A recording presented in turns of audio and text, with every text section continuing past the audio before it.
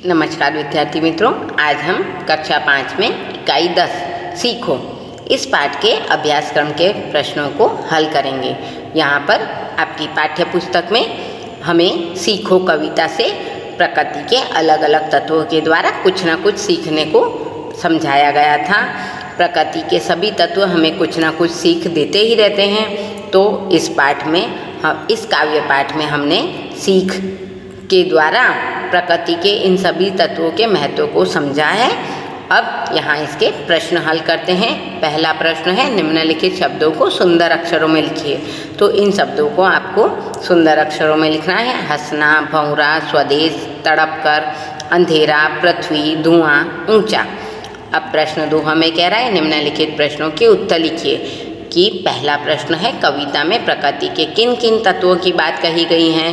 तो कविता में प्रकृति के निम्नलिखित तत्व हैं, फूल है, भंवरा है, तरू, हवा, दूध, पानी, सूरज, लता, पेड़, मछली, पृथ्वी, जलधारा और धुआं। इन सब के द्वारा कविता में हमें कुछ न कुछ सीखने की प्रेरणा दी गई है। प्रश्न 2 हमें कह रहा है, आपने देखी हुई प्रकृति की अन्य चीज़ों के नाम दीजिए। तो हमने कौन कौन सी चीज़ें देखी हैं प्रकृति की?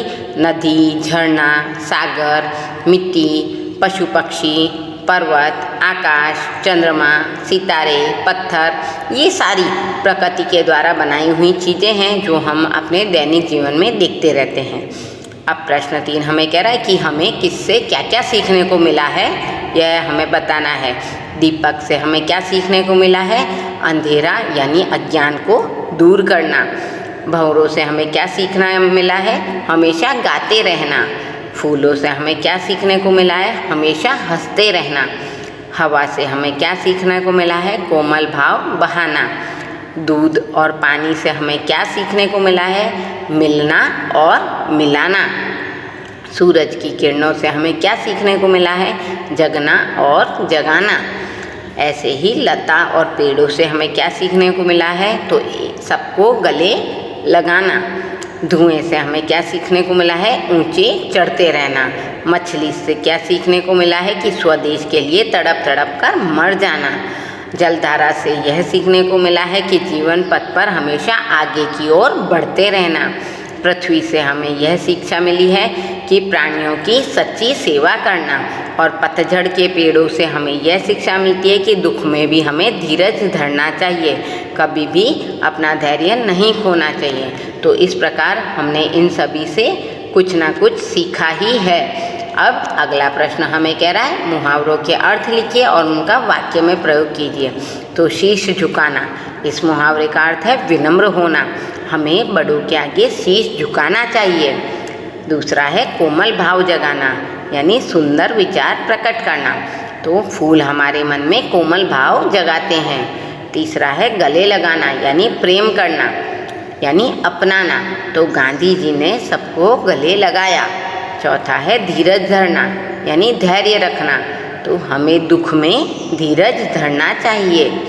पांचवा है ऊंचे चढ़ना, यानी उन्नति करना। तो हम जितनी मेहनत करेंगे उतना ही ऊंचे चढ़ेंगे। तो इस प्रकार हमने इन मुहावरों के अर्थ को समझा है और उनको वाक्य में भी प्रयोग में लिया है। अब अगला प्रश्न है, निम्नलिखित काव्य पंक्ति को पूर्ण कीजिए। तो जलधारा से सीखो जीवन पथ में बढ़ना और धुएं से सीखो हरदम ऊंचे ही पर चढ़ना। इसी प्रकार प्रश्न 5 हमें कह रहा है कि निम्नलिखित से आप क्या क्या सीखते हैं। देखिए, कुत्ते से हम क्या सीखेंगे? वफादारी।